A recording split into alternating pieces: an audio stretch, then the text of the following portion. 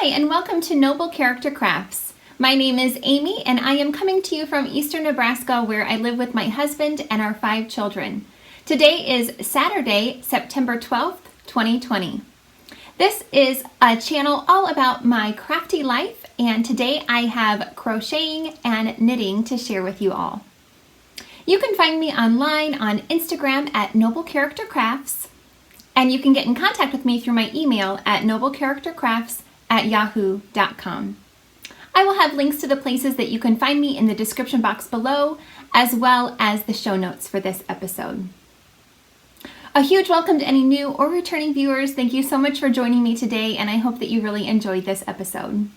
I am hosting a make-along over on Instagram this year, which is called the Make 9 2020 Mal, and that is for you to join in on the Make 9 2020 challenge, where you choose 9 projects that you would like to make within the year 2020. Post a grid of those on Instagram, and anytime that you work on those projects or finish one of those projects, you can certainly post a picture on Instagram and use the hashtag Make92020Mal to be entered to win a prize, which I am drawing periodically throughout the year. I just love seeing all of the progress that people have been making, and I really enjoy seeing even people still joining in, even though it's September already, and you still have time, of course, but this make-along is not supposed to be a stressful thing. You do not have to finish anything on your board. It's just a participatory Mal where you can just join in on the fun. Whips are allowed, so even if you have 9 works in progress that you would like to finish up this year or are just working on this year, that's perfectly fine as well. And any craft is also encouraged and welcomed in this make-along. So I would love it if you would still like to join in, and I really enjoy seeing all of the progress that everyone is making, and I love seeing all of the different posts that people have put up using that hashtag. It's so much fun to see your progress. So thank you so much for joining in, and please continue to do so. I have a stack of finished objects to share with you all this week. They were a pretty quick project, and so they worked up very quickly, but they made a nice big stack here. I was able to make 28 of these little cuties all together. These are the Tulle Kitchen Scrubbies, and I use the YouTube tutorial by Natty. It's just a really simple 3 round crocheted circle, and it uses 3-inch tulle. I got a few rolls of 3-inch tulle from Hobby Lobby, and then I also got several rolls of 6-inch tulle that I cut in half to do these little scrubbies. So they're really great to use when washing dishes, to scrub off that, hard to clean off stuff that can get stuck on your dishes. These work so well to just scrub your dishes clean. They work perfectly well, so I really enjoy using them, and then I also like giving them as gifts. So I used a J hook, which is 6mm, and the tulle that I used was from Merchant 41, and it is 100% nylon. I just used an X-Acto knife to cut the large rolls in half, which worked pretty well.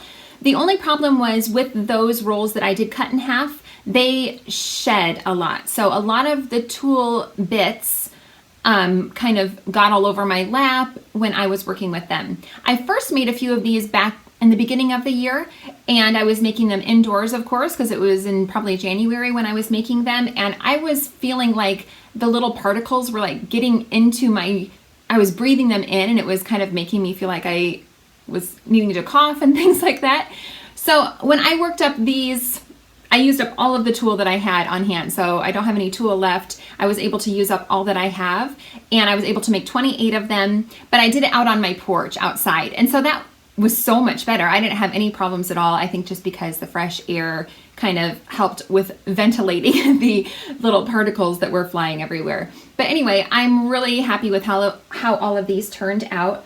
I was able to make 6 white ones. I have 4 of these seafoam green colored ones,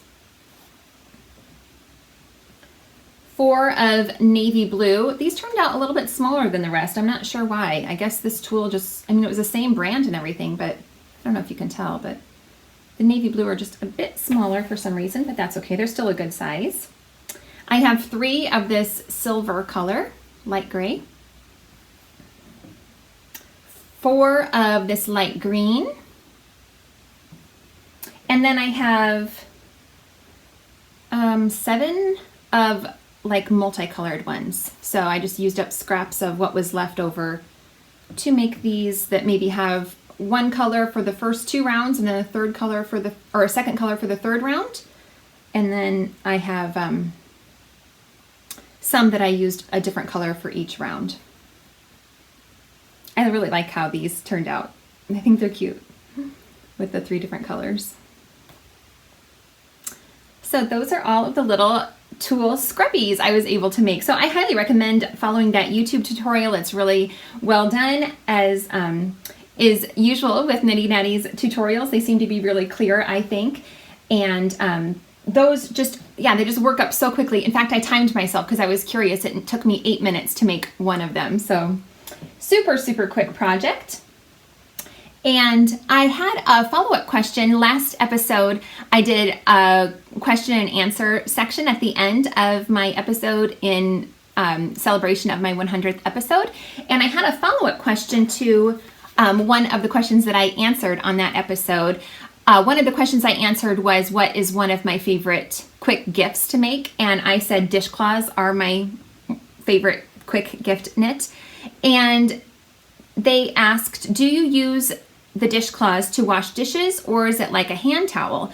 And it is smaller. So here is the size of a dishcloth that I make. I use a pattern online, which is free. It's called Grandmother's Favorite Dishcloth. I will link to that down below if you would like to check it out. And I do modify it a little bit. I increase my stitches to 52 stitches instead of 44 stitches before I start decreasing. And I also use a US 6 4mm needle, which I think is smaller than what is recommended. So I get probably a little bit of a tighter gauge.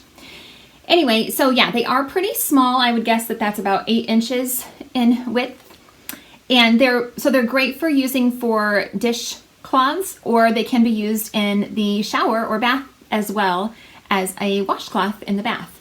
Or even, you know, just to clean your face or something like that. They would work really well as that too, but they are 100% cotton. The next question she asked was, do you typically gift a couple of them?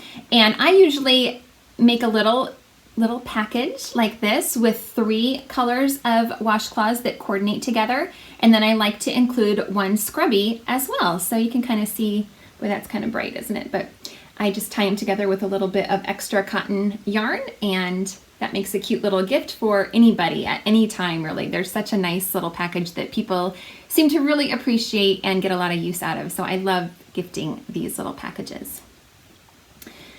Do you gift it with something? Okay, I already answered that kind of. I gift it, you know, with the scrubby. Do you make yours with a certain yarn? I always use 100% cotton worsted weight. So I've used a lot of Hobby Lobby. I love this cotton. I've used a lot of Knit Picks Dishy. I love both of those brands. I've also used a lot of Lily Sugar and Cream and Peaches and Cream. Those aren't my favorite because those are a little bit, they're just rougher in texture, those yarns. But they're still great. They work wonderfully. Those yarns, Lily Sugar and Cream and Peaches and Cream, I also find that they are a bit thicker. They're more of almost like a heavy worsted weight, I would guess. Whereas the Hobby Lobby and Knit Picks cotton yarns are thinner and much more pleasant to work with. They're a lot softer. Do you have any experience with scrubby yarn? So I think I know what you're talking about. I have seen it where it's kind of, it's almost like fuzzy, I guess, looking like really textured yarn, and it's specifically called scrubby yarn. I've never used that. All that I've ever used is the nylon, which is, you know, it's thick, and then you kind of pull it together. It was, you know, it's 3 inches, and you kind of hold it tight so it kind of scrunches in on itself. That's all I've ever used as far as scrubby yarn. So thank you so much for those follow-up questions. I really appreciate you asking those, and feel free to ask me any questions that you all have along the way. I'm going to answer a few more of the questions that I received in the 99th episode that I did. I asked for questions to be submitted in order to win a prize from the last episode, but I wasn't able to answer all of those questions last time, so I'll answer a few more of those this time, and as I continue on with more episodes, I'll try to continue to answer more of those questions. But along the way, if you ever have any questions for me, I am overjoyed to share with you my knowledge or experience that I have. So please feel free to continue to submit any questions that you might have. Before I go on any further, I don't know if you can see this little owie I have on my knuckle. I thought I would just explain it in case somebody notices it. I'm always curious when I see somebody wearing a Band-Aid or something. What happened?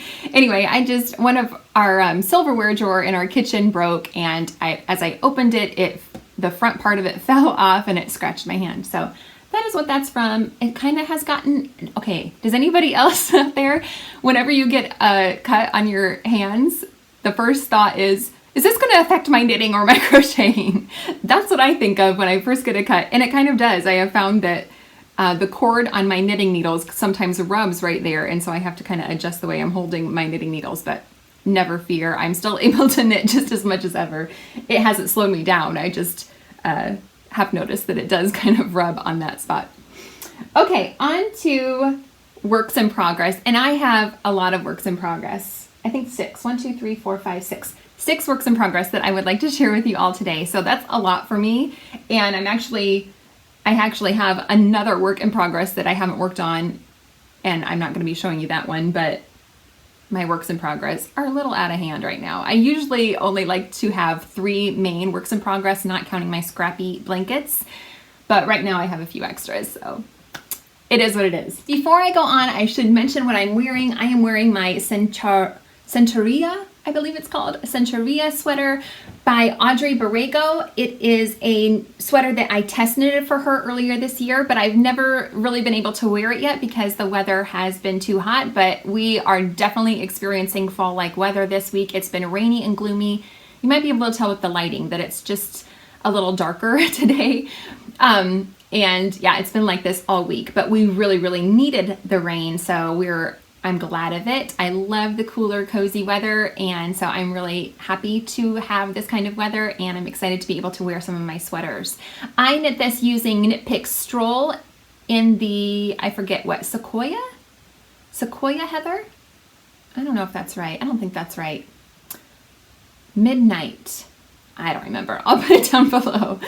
But anyway, I haven't been able to wear this yet because I made it, I think I probably finished it in late spring, early summer maybe.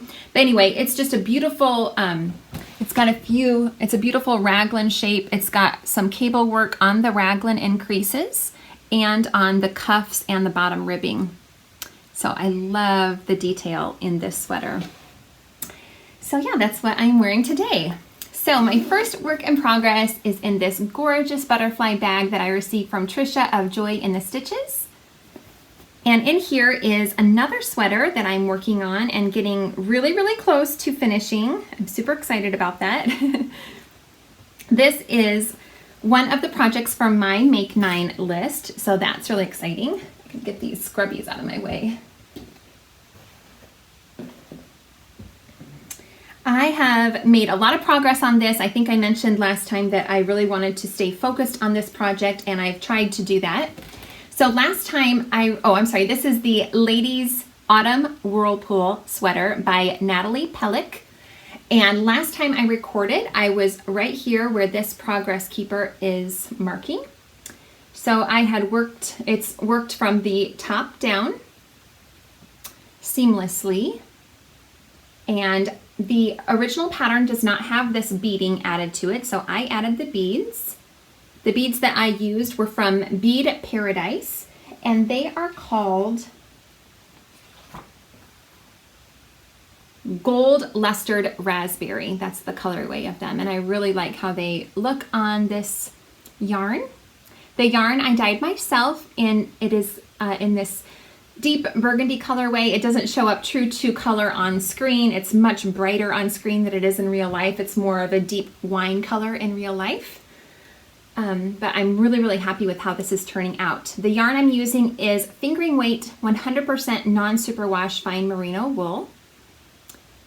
And it's knit at a super tight gauge. I'm getting about 27 to 28 stitches to 4 inches, though that is a looser gauge than what the pattern calls for. The pattern calls for 30 stitches to 4 inches. I'm using a US 1 2.25 millimeter needle for the majority of this garment, so I wasn't willing to go down any smaller than that for the majority of the knitting on this. But for the ribbing, I went down to a 000 1.5 millimeter needle. So yeah, super tight gauge. So I'm really hopeful that this will wear really well since it is such a tight gauge. But anyway, I was able to finish the body of the sweater and the ribbing and everything. True to form, I modified the design on this. I usually do that when I'm making a garment. Okay, in the pattern, there are some the waist shaping decreases along the side here. So I followed her directions for that. Oh, you probably won't be able to see them very well, but anyway, along the side here, there are some decreases. And then last time I recorded, I had just finished those decreases, and in the pattern, it was calling for me to start increasing for a hip shaping. I did not do that. In fact, I added a few more decrease stitches, both to the body and even to the ribbing. You can see here my ribbing kind of has this V shape along both sides, just because I wanted it to cinch in a little bit more around the waist. I thought it was a little bit more flattering, and I liked the fitted, the tailored style of that for this garment. So it's got a really good fit. It is cropped quite a bit. That's usually how I make my sweaters. I like them to, I usually wear dresses, and then so I just wear these sweaters over dresses, and so I like them to sit right at my natural waist. So that's where this one sits. I did a pretty long ribbing, about 4 inches. I don't actually even know. I'm pretty sure that's quite a bit longer ribbing than what the pattern calls for. Then for the sleeves, I am also modifying the pattern for that. I'm not doing any decreases. That's also typical for me. That's what I did with this sweater as well, the Centaurea. I just knit straight, so I don't do any decreases. In fact, I even cast on, I think, 7 extra stitches on the underarm for this pattern. And then I just knit straight for a total of 220 rows. So on each row, it was 100 stitches total. And I did 220 rows. And so I just did a quick calculation because that was pretty easy to figure out. That is 22,000 stitches for one sleeve, and that does not include the ribbing. Crazy, right? That's incredible. Just to imagine that many stitches. But anyway, that's what I did. I have been using the helical knitting method for the majority of the sweater. I did not use it within the yoke, but as soon as I got past the cabling and the beading on the yoke, then I started introducing a second skein of yarn so that I could do helical knitting, which is where you basically are just alternating the yarn that you're using every other row. Since this is hand-dyed yarn, it's best to do that so that you don't get any type of pooling or flashing of color. All of these skeins were dyed in the same pot together, but still you can still kind of see a little bit, some lines, just where the color variation changes a bit. So that has worked really well on both the body, and I've been doing that on the sleeves as well. I followed the tutorial also by Natty for helical knitting, which helped me understand how to do it really well. It was very clearly explained, and that worked so well for me. So since I didn't do any decreases, once I got down to that 220th row, I did a rapid decrease of basically just doing knit 2 together for the entirety of that row. I think I skipped 2 stitches, but otherwise I just did knit 2 together across the row, and then did a 2x2 rib, as everything else in this is all 2x2 rib for the cuff. What did I do that for? Just for 24 rows I wrote down. So again, I probably didn't follow, I know I didn't follow the pattern. I didn't even look at the pattern for that. I just kept trying it on until it was the length that I liked. So I am a good way into the second sleeve here. I've already done a little over 60, probably 65, almost 70 rows. So it's going along well. I am using the US 1 2.25 millimeter needles and doing the magic loop method for these, which I find is the easiest for me with sweaters, especially when, I'm just knitting the sleeves last. I just find it's easy to lay the sweater on my lap and then just twist this back and forth. I have a pair of 9-inch circulars that are this size, and I tried using them at the very beginning because I was thinking maybe that would be really easy, and I've tried short circulars on sleeves before, but I just find that it's so fiddly to try to maneuver the sweater around in my lap and so forth. I think it's easier to do magic loop because I can just, you know, flip it back and forth like this and the sweater just stays still in my lap. So that's what works for me. Anyway, I'm really excited about how this is coming along, and it should be done fairly soon. I'm hoping to stay focused on this so I can have it to wear very soon. So excited about it. My next work in progress is in this cute little bag that I received in an order that I got from Tuft Woolens. And in here is just a simple pair of ribbed socks that I'm making for myself. Last time I recorded, I had just started them, so I was just past the 2x2 cuff that I made. I cast on 64 stitches. I'm again using US 1 2.25 millimeter needles. All of the needles that I use are ChowGoo red lace needles. So I did a 2x2 ribbing for 20 rows, and then I switched to a 3x1 ribbing for the body of the sock. Here is a progress keeper that's from Million Dots. I'll link to her shop down below as well, because she's got, although I don't know if she's open right now. Last time I checked, which was a while ago, she didn't have anything available in her shop. But anyway, she just does gorgeous progress keepers.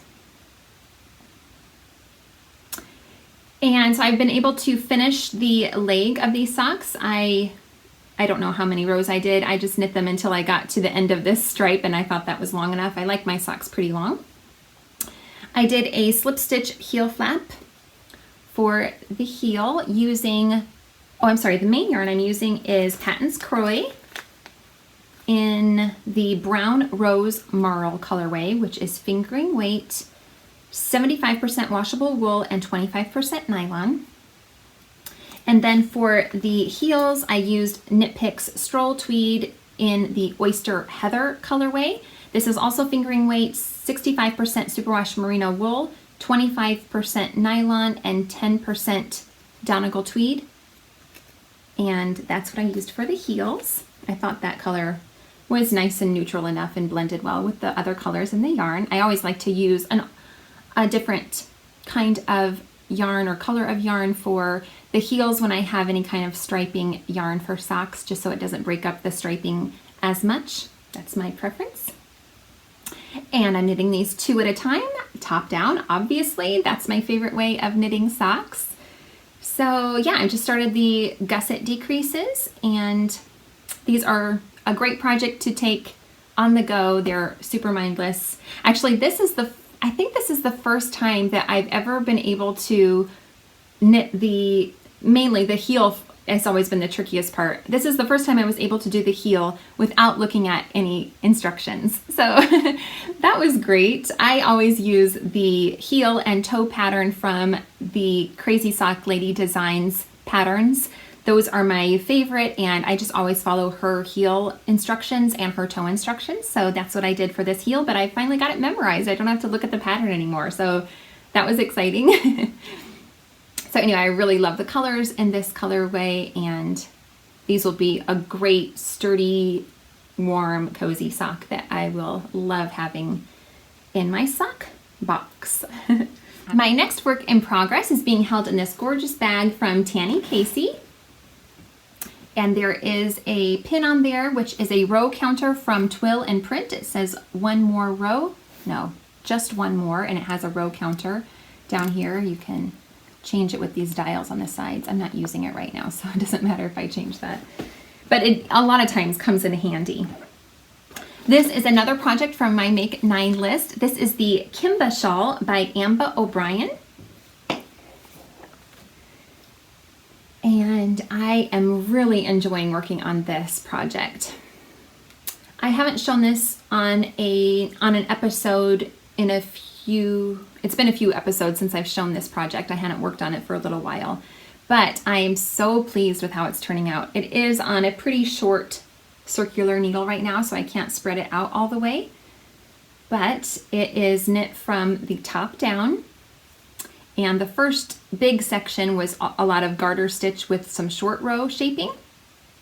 The yarn that I'm using is, the first one here that I used is from Adriana, who used to have the yarn dyeing business called String to Stitches Yarns, but she no longer dyes. But this gorgeous colorway is called It's Fall, Y'all. And then the second color I've started using, in fact, I just finished I blended in for a few rows. I striped in a new colorway with the current colorway for a few rows, but I am now done with the It's Fall, Y'all colorway. I just cut that yarn off. And I started working with my own hand-dyed yarn, which is right here. And this, I also don't dye anymore. I used to dye yarn and sell it, but I don't either anymore. But this was my Sweetness colorway. These are both on fingering weight yarn, 75% superwash merino, 25% nylon bases. This is a bare yarn that is speckled with pink, purple, and brown. Can't see it very well, but you kind of get the idea. And so last time I showed this off, I was right here where this progress keeper is marking. This is just one I made myself. And so I've started into this lace chevron pattern, which I think is so gorgeous. It's not difficult at all. It's from now on, every row, you kind of have to pay attention. I have stitch markers in between each lace repeat, which really is helpful to keep track of where I'm at in the pattern. So in case I drop a stitch or make a mistake or do an extra yarn over or forget a yarn over or something like that, it's always handy to have stitch markers in between each lace repeat. But it's really not a difficult pattern at all. It's just, you know, you do kind of have to pay attention a little bit and count your stitches a little bit along the way, but nothing is too difficult. So this has been a great project to work on. The needles I'm using, I started off with the recommended needle size, which was a US 5, I think. Yes, 3.75 millimeter needle. And then once I finished the garter stitch section, I went up to a US 6, 4 millimeter, so that I would not have any issues with the garter stitch section being too loose compared to the lace section. And then once I go into the third colorway, I think I'm going to go up even one more to a US 7, because the other two yarns that I'm using are non-superwash, and so they won't have as much stretch as the superwash will. And so I'm thinking that will help the shawl to be a cohesive gauge overall. That's my thoughts anyway. So that's what I think I'm going to do. So I'm going to work with the Sweetness colorway for a little while, and then the next two colors I'm going to work into are this one, which is also my own hand-dyed yarn. This is on the same base that I am knitting the Ladies Autumn Whirlpool sweater in, so it's 100% non-superwash fine merino wool. This was a one-of-a-kind colorway that I dyed. It's just got a really deep brownish gold base, and then it's got specks of green and orange and rusty colored specks in it. So that will be my third color. I really am excited about that because it's kind of an interesting contrast, I think. And then the fourth color I'm going to be using is this gorgeous one. This is from Molly of a Homespun House, and it's in the Homestead colorway. And this is also on a non-superwash base. It is on the merino fingering base, which is 100% non-superwash merino. So I love the colors in this cake, and I'm so excited to get to this color eventually. So yeah, I'm super excited about this shawl. I am really enjoying it, and I love the colors in it so much already, and I can't wait to continue to see it grow. My next work in progress is my Hexi Scrappy blanket. I love this thing so much. So I show this off whenever I have finished another round. I like to work around the perimeter of the blanket as I'm making it larger. And so it's a huge hexagon made up of a bunch of little hexagons. So whenever I make a complete round around the hexagon, then I like to show it off. I recently published a new YouTube video that is my very first tutorial that I've ever done. So that was super exciting, but a little bit nerve-wracking to put out my first tutorial. But I showed how I make my blanket. So I show how I make each of the hexagons, and I walk through the steps of how to make a hexagon. And then I also show my method of how I join as I go. So I join all of my hexagons together as I crochet them. On the last round, I attach them to the joining hexagon, and so I showed the process of how I do that as well.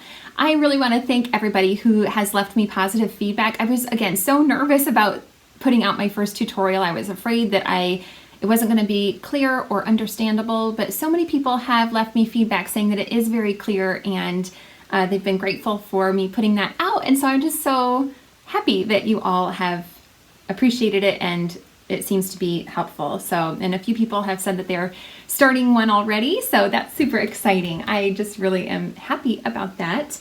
I use a C hook, 2.75 millimeter. I use a clover hook, which seems to be my favorite. I really have enjoyed using clover hooks.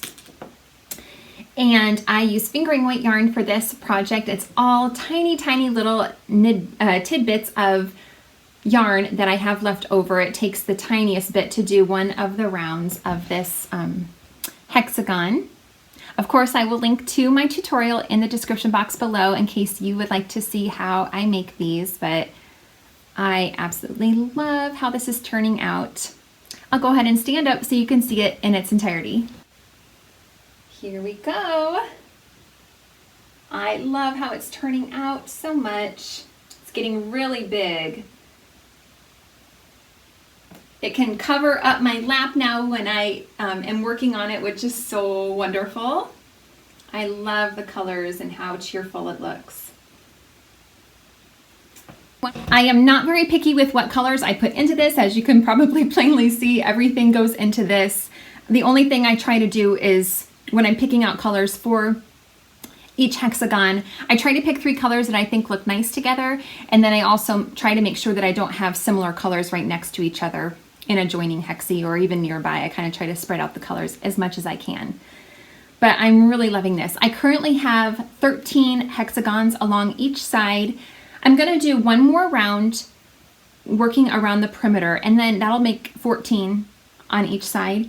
And I think at that point it will be wide enough, maybe, to where I can start adding hexagons, you know, just on the top and the bottom to make it taller, because I want it to be more of a rectangular shape when it's finished. So I'm going to do one more round around the perimeter like I have been doing, and then see if I think it's wide enough to just start working the length of it instead of the, you know, working all the way around the outside of it. But I am absolutely loving this project. It's the first thing I work on every day. Every morning when I wake up, I grab this and I add 2 hexagons to it every morning. That's my routine. So I love that. So, you know, it's just a great project to pick up first thing in the morning because it's mindless. I've done it obviously a lot, and so I've got it well memorized and I don't have to think about it, and it's fun to choose the little different colors to work with in the morning, and I really love working on this. And 2 hexagons seems to be just the perfect amount to satisfy my craving to work on this, but still not be too overwhelming, and it doesn't take too long to add just a couple of hexagons to this project. And then I'm still able to see it grow little by little. So I love that I'm able to make consistent progress on this project. I really would like to get this finished. Maybe, I'm guessing it'll probably take me about another year to finish it if I stay focused on working on it every day. But we'll see. There's no rush. It's going to be a long-term project, I know, but I really have enjoyed working on it. Since I just finished one more round around the circumference of it, I always save the tiniest bit of scrap that I have left over whenever I finish a hexagon. If I have any yarn left over that's too small to add to another hexagon, I will put it aside into another scrap basket. And this little ball is what I just worked up from all of the tiny little scraps that were left over from that last round around the hexagon. I have a total of 14 grams. I use the Russian join method to join the different tiny scraps of yarn together. And yeah, I was able to save 14 grams. So I just think that's huge. That's just so remarkable that I can save that much yarn. You know, normally I would have just put that in the trash. So I'm so glad that I've started saving the tiniest bits of yarn. And then this will go into my Scrappy granny stripe blanket that I've started. I will work this into that, and I'm so excited to do that because I really love working on that blanket, but I'm only putting this yarn into that blanket. So only what's left over from my Hexi Scrappy blanket, only those yarns are going into this granny stripe blanket, so I don't work on it very often, but I'm excited to put that into it next. The next two projects I have to share with you are new works in progress. The first one is in this fun autumn themed bag that I made myself. I sold a few of these last year. I don't have plans to make any again this fall, but we'll see. My sewing motivation is very sporadic. It comes and goes pretty quickly. It doesn't stick around for very long. But anyway, I did make a few of these autumn themed bags last year, and I'm so excited to get it out again this year. This project is, I made two Make 9 boards. So I made one with projects that I wanted to make for myself, and then I made another Make 9 board with gift knits that I wanted to complete. I'm almost done with that gift list. This is my 8th project from my Make 9 gift list. And these are a pair of colorwork mittens. They are by Kulabra Designs, and they're called the Silver Hoof mittens. And I'm just on the first one. It's worked from the cuff up, and I'm really loving how it's turning out. So cute. So this is the right hand mitten, and I've just started the thumb gusset increases, you can see here. But it's got a really nice fit. It goes down pretty far on the wrist, which is wonderful. Has a pretty narrow 1x1 ribbing for the cuff, and then it has this beautiful colorwork design along the cuff. And then I've just started the deer motif. So I will put a picture in here so you can see what it looks like when it's finished, so I don't show off the colorwork chart and give away the pattern, but it's just this beautiful deer pattern, so you can see his little legs here, and I'm super excited about this project. The yarn that I'm using is Knit Picks Palette. The cream is just called Cream, and the light brown is called Wheat Heather. These are both fingering weight yarn, 100% Peruvian Highland wool, and they work perfectly for colorwork. It's such a great choice for colorwork mittens. I've made colorwork mittens with this yarn before, and I love them so much. I'm using, I think it's the recommended needle size. I'm pretty sure. It is a US 3.25 millimeter needle. So I'm really loving these so much.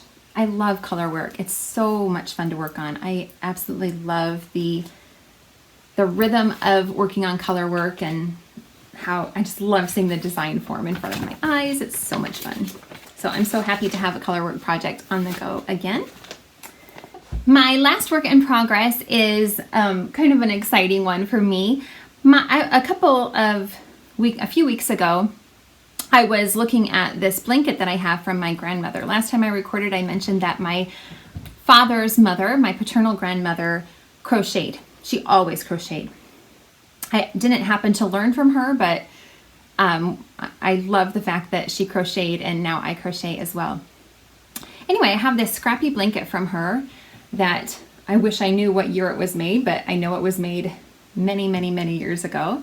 But I was given it, and I'm so happy to have it. And it's this beautiful diamond shape pattern that she just used scraps of yarn for. So you can see it's super colorful.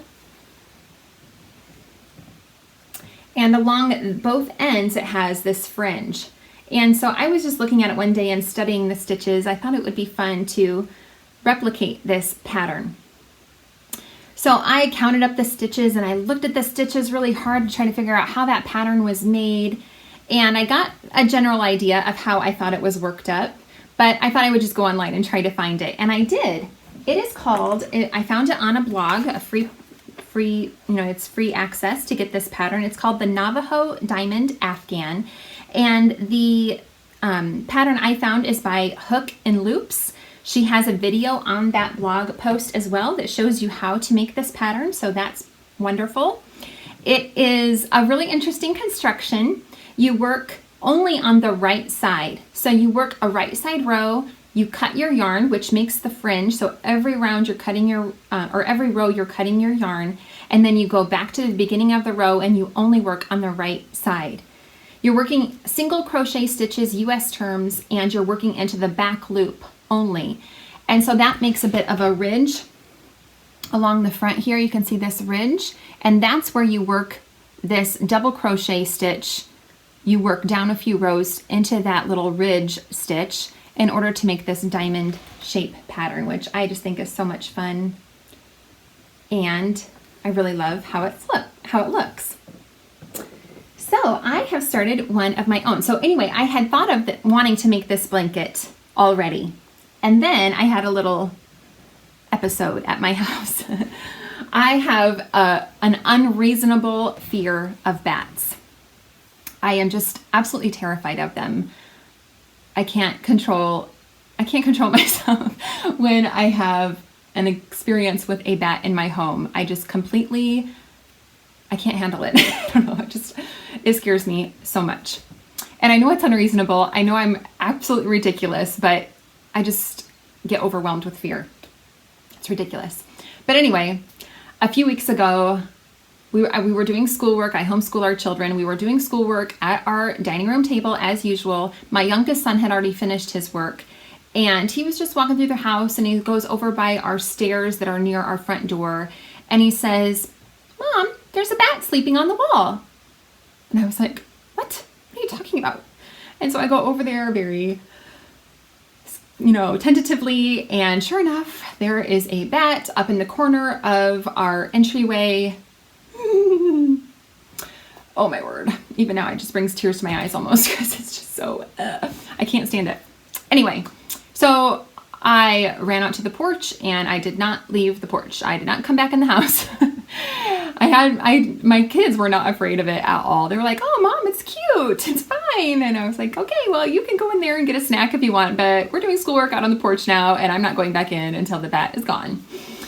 So anyway, we made a few phone calls, and eventually we found a wonderful guy that we go to church with that was willing and experienced in catching and getting rid of bats in homes. And so he came over dressed up in all of his gear. He had like on long pants and big boots, and he had gloves, and he had a scarf over his face and a hat and everything. He was all covered up, and he brought a net and a big bucket and a broom and a bag and everything to try to catch this bat. And he caught it really easily, just putting a garbage bag over it, and he caught it.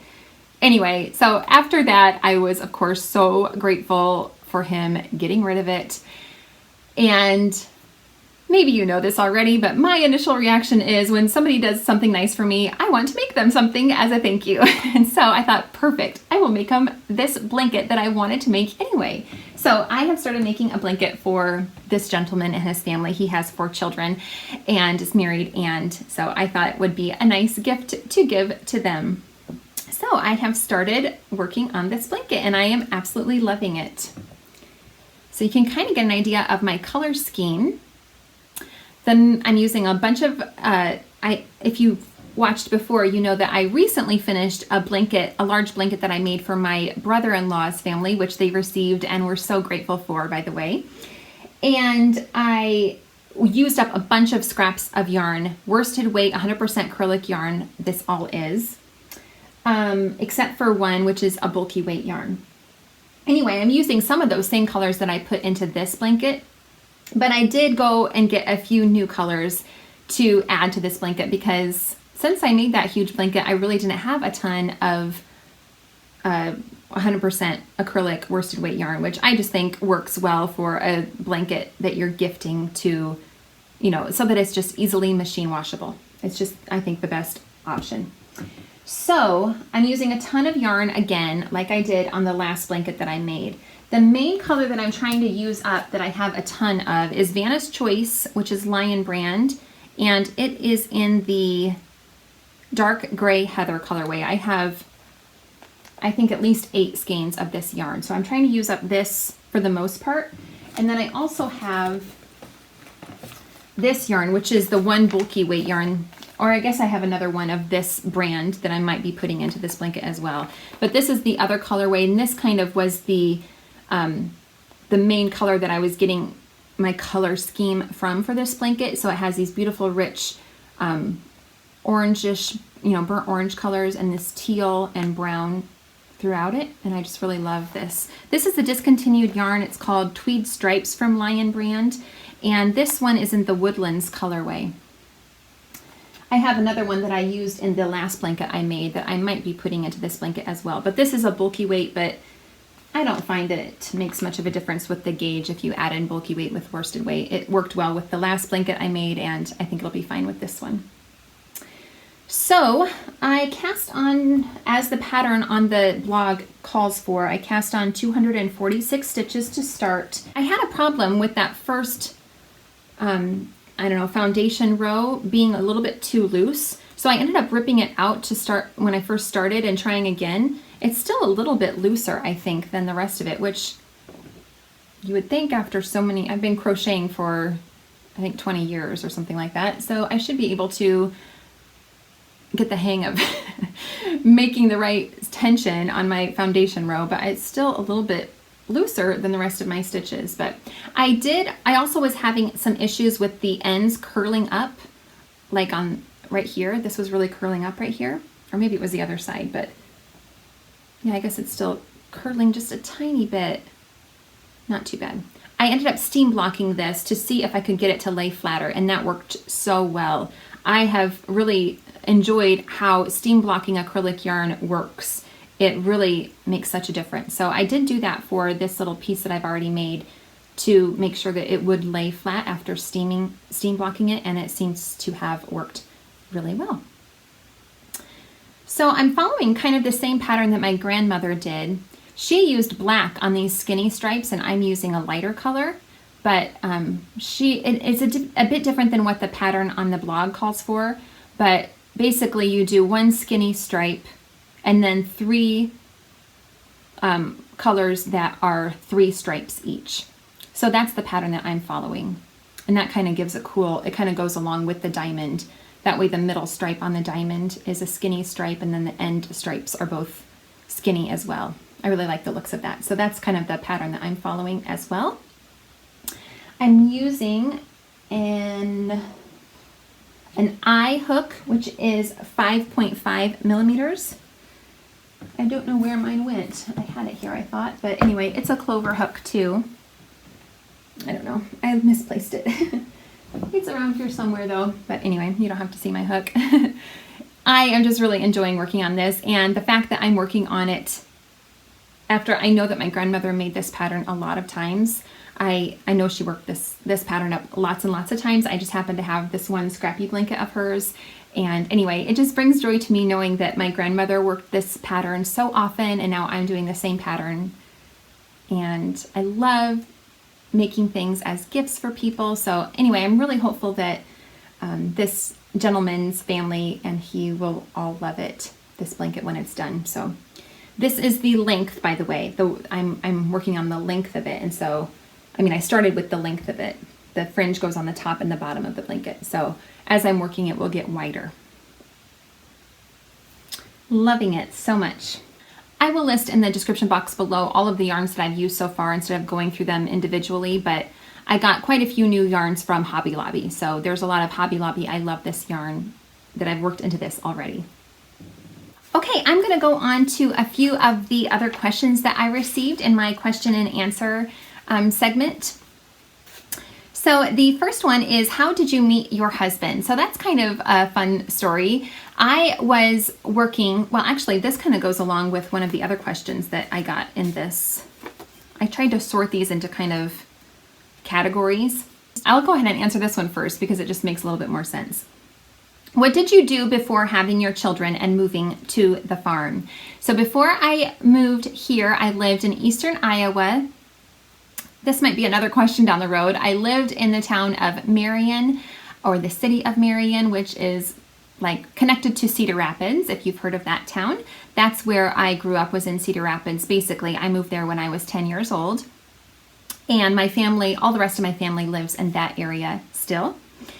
And before I moved here, I worked at an assisted living residence in Marion, where I was a business and HR manager at that facility, which I absolutely loved that job. I really liked the I was just really good. I mean, I could do my job and I could get it done and I didn't have to take it home with me. And I just felt like I got my work done at the end of the day. I could go home and leave it behind and it wasn't stressful. I just really, really enjoyed that job. And I love working with seniors so much. I just love that population of people and learning from their wisdom. And they are just such, they have such rich history that you can learn from, and I just really, really love working with senior citizens. So that's what I did. And then the reason why I wanted to talk about that was because of my job, there was a connection in how I met my husband. So the facility where I worked was managed by a facility that was based out of Omaha, Nebraska. And the people that worked for our home office would come to our facility in Marion, Iowa frequently to, make sure we were doing a good job and to help us out with anything that we needed. They would do kind of quality control checks and things like that and do trainings. And there's just many different reasons why they would come every once in a while. And one of the ladies that worked for them was my age and we became good friends.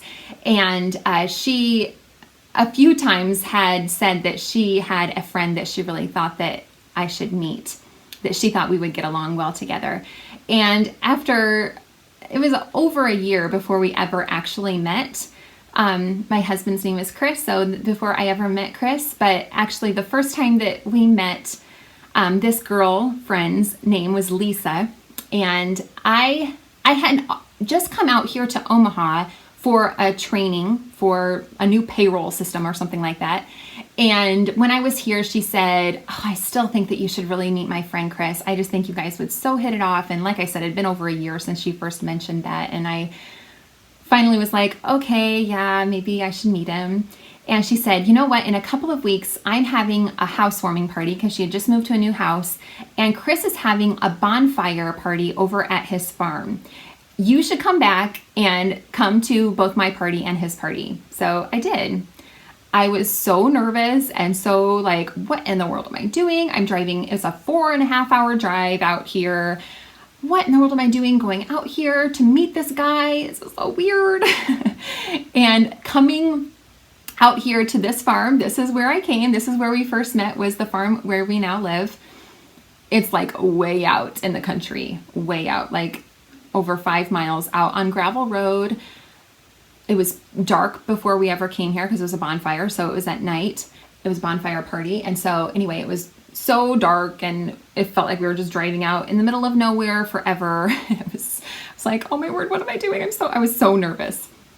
As soon as we got here, I'm looking out at our barn. It's right outside the window, and that's where the bonfire party was. So I walked out to the bonfire and I met Chris. And as soon as I met him, I was just overwhelmed with peace. And I was just like, oh, this is right. It just felt right. As soon as I met him, I just had a peaceful feeling come over me. My nerves went away. I was totally relaxed and I just felt so comfortable with him. We started dating from that point on, and we were engaged within 6 months and married 3 months after that. So we met in October and we were married in August the following year. So it was a pretty quick period of time between meeting him and getting married. But we've been married for 12 years now. We just celebrated our 12th anniversary last month. And I am so thankful that our friend Lisa introduced us, and grateful that the Lord worked out our meeting in that special way. So yeah, that's our fun way we met. How old are your children is the next question. And that's kind of a fun question to answer right now, because it just so happens that our children are in consecutive order for their ages right now. We just had a couple of birthdays. And so right now our children are aged 7, 8, 9, 10, and 11. We have 4 boys and 1 girl, and the girl is in the middle of we have 2 older, 2 younger, and the girl's in the middle. Okay, this next question I feel kind of badly about. It was, there's actually 4 questions that this one person submitted, and the answer to all of them is no. So I feel kind of badly about this one. Do your kids help your husband with farm chores? No. Are they in a 4-H type club? No. Do you have a vegetable garden? No. Do you like to can? No. So I feel badly about this one because I'm like, nope. Okay, so my kids don't help my husband with chores because we don't have farm chores. That will kind of be answered in the next questions that are following, but we don't have any farm chores. We are not a working farm, unfortunately. I would love to be, but it's just not practical. I would like to look into a 4-H type club for the kids, but I just haven't yet. Again, we don't have any farm animals, which again, I'll answer down the road, but they don't have to have farm animals in order to be in 4-H, so I might look into it. I just haven't yet. I do not like to garden. I despise it. I wish I did. I admire gardening, but I don't like it. I feel like it's just not worth all of the trouble. I'd much rather just go to the farmer's market or the grocery store and buy my vegetables. And I don't like to can, probably because I don't like to garden. I don't have anything to can, and I don't know. I don't enjoy that. Do you love living where you are and on a farm? Absolutely. I absolutely love the peacefulness, the solitude that we have here on our farm. This is another question that's coming up, but we have about 6 acres of land here. No, we have about 10 acres of land here. And so it's very secluded. It's kind of in the middle of a country mile, like a country block, if you know what I mean. We're like set in the middle of that. And so we're not even close to a country road or a county road. So I absolutely love where we are located. It is so precious to me. I'm so grateful to live here.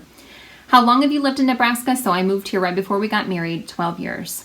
And I already answered why or what brought me here. Oh, this was another cool part of my story, is that the company, like I said, I was working for an assisted living residence, and the home office also manages an assisted living residence that's in a nearby town to where we live. And they just so happen to have a position for the executive director of that facility open up in May. I think I started there, and then Chris and I got married in August. So it just so happened that position opened up. My boss said, you should apply for this job. And so I did. And I was so grateful to get that position. It was a little bit of a smaller facility, so that was perfect since I hadn't been an executive director of a facility before. It was quite overwhelming to take on that position, but I really enjoyed that position. That, however, was a little bit more stressful than my previous position, but I did work in that position for 5 years and really enjoyed working there. And anyway, so then that's what really brought me here a little bit earlier than when we got married. So I lived in town in Blair for a few months before we got married. How many acres do you have? I already answered that. We have 10 acres. And what kind of farming does your family do? Our family does not do any farming. My husband used to farm the fields of corn and beans, but he stopped doing that, I believe, 3 years ago, just because it was not profitable. So now we rent out our farmland to a local farmer, and so we do have land that is farmed, but we don't farm it ourselves. But right now this year, there are beans on our property. We do not have any farm animals though. I would love to. I love the idea of having farm animals, but my husband grew up on a working farm. So he had cattle, pigs, chickens. I think that's probably it. But he was responsible for doing all of those chores as he grew up, and he knows how much work it is. Oh, sheep too, maybe. He had sheep. I'm not sure. Anyway, he knows how much work that is, and he is not on board to have farm animals, and I certainly cannot do it on my own, and I would never get farm animals unless my husband was on board. Even chickens, he's like, nope, we're not doing that. It's not worth it. I'd much rather go to the store and buy eggs. So that's what we do right now. I'm still holding out hope that we'll someday get chickens. I mean, it seems a little ridiculous that we have this wonderful land. I know that there are so many people out there that would love to have a farmstead, and we do, and it's just not worked at all. So I feel really badly about that. But that's just where we're at. I mean, I would love to have animals, but they're just not profitable.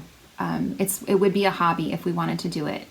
It costs a lot more if you're small scale. My husband has explained that it just costs a lot more to keep up with feeding them than you would get any profit from it. So it just doesn't, it's not practical, I guess.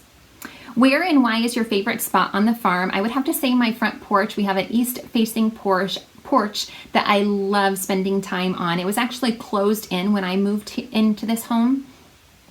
Actually, this home has a lot of history in my husband's family. My husband's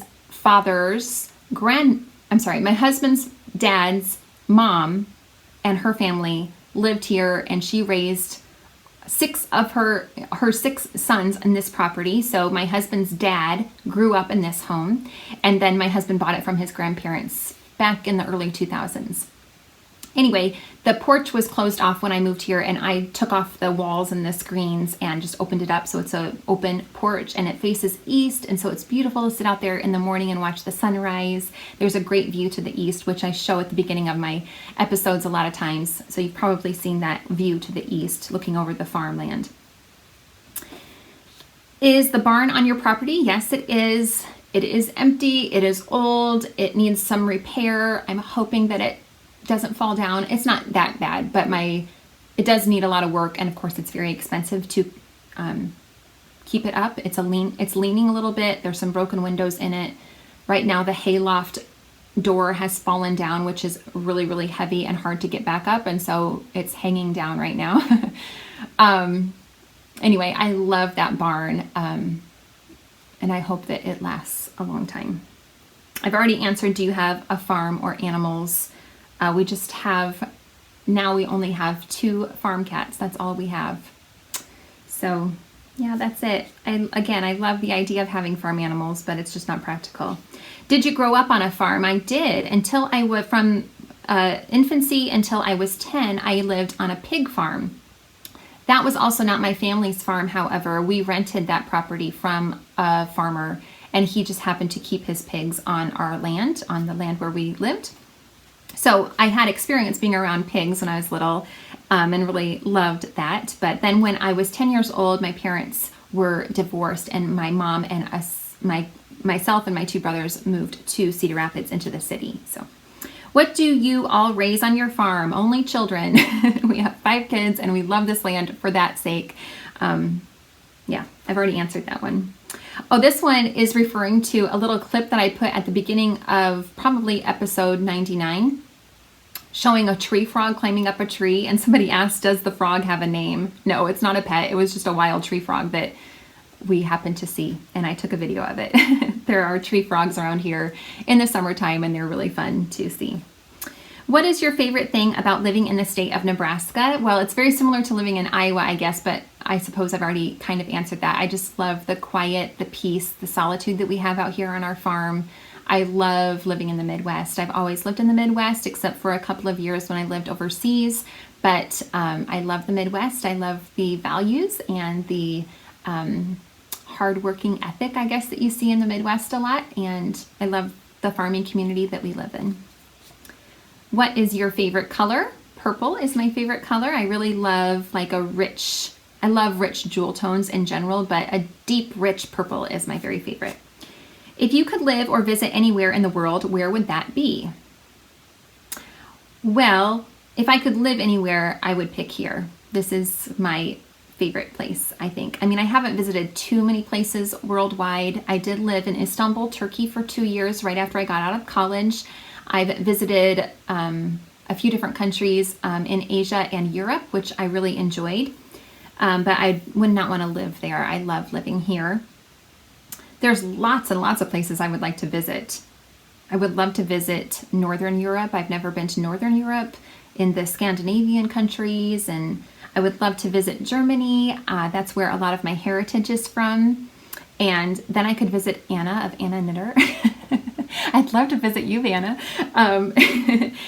There's just so many places I would like to visit. I haven't seen a ton of Europe. I've been through Europe just on flights. And then like I said, I lived in Istanbul, Turkey, and that city is divided between Asia and Europe. So I've seen a lot of that part. And I went to Greece a lot when I lived there because it's a neighboring country. But I haven't seen the rest of Europe. So I'd love to see that.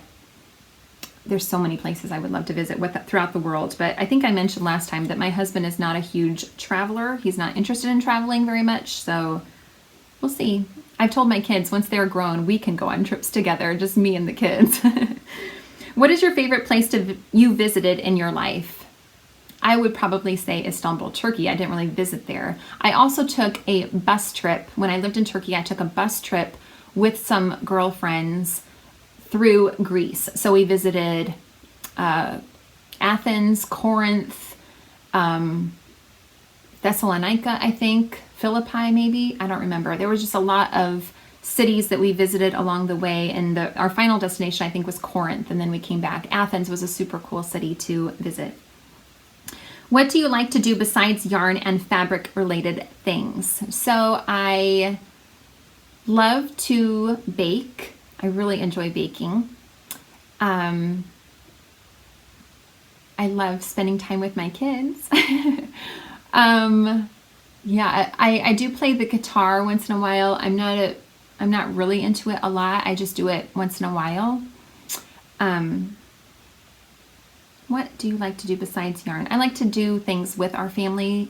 Actually, last Monday on Labor Day, we went for a hike together, which was so perfect. It was actually my birthday on Labor Day. And yeah, that was just the perfect way to spend our day. We had so much fun. We went to this state park, and there was this beautiful hiking trail that was about 3 miles long. It was the perfect length where we all could do it easily. We didn't get overly tired. The kids they had enough stamina to go that far. It was so beautiful in amongst this forested area. The weather was perfect. It was wonderful. What is your favorite movie? My favorite movie is The Sound of Music. I have loved it since I was a child. My mother and I used to watch it together all the time. I have the entire thing memorized. I am super annoying to watch it with because I can't be quiet while I watch it. I have to like sing along with everything, and even most of the lines I have memorized and like to say them along with the movie. But yeah, that's my favorite movie. What town in eastern Iowa are you from? I already answered that. How can you make it each day on just 6-ish hours of sleep? Well, I don't know. I just do. I get a little bit more than 6 usually. Like I said last time, I usually try to go to bed between 10, 10:30, and then I wake up at 5. So that's closer to 7 hours, right? I don't know. I just do it. I suppose sometimes I sleep in on the weekends sometimes, although today is Saturday and I woke up at 5:30, I guess. I don't know. I just do. I don't know. I guess I don't need so much. How old are you is my last question I'm going to answer today. And like I said, I just celebrated my birthday on Labor Day, which was September 7th, and I turned 41. So thank you again so much to everybody who submitted questions on my 99th episode, and I will continue to answer those along the way as as I make more episodes. I will try to answer a few questions each time until I get through those questions. But thanks again so much for the questions that you all have submitted. I really appreciate that, and I hope that you enjoy listening to my answers. I thank you so much for joining me today. I really hope that you enjoyed this episode. If you did, please feel free to give me a thumbs up and subscribe to this channel if you haven't already. Take care. Bye-bye.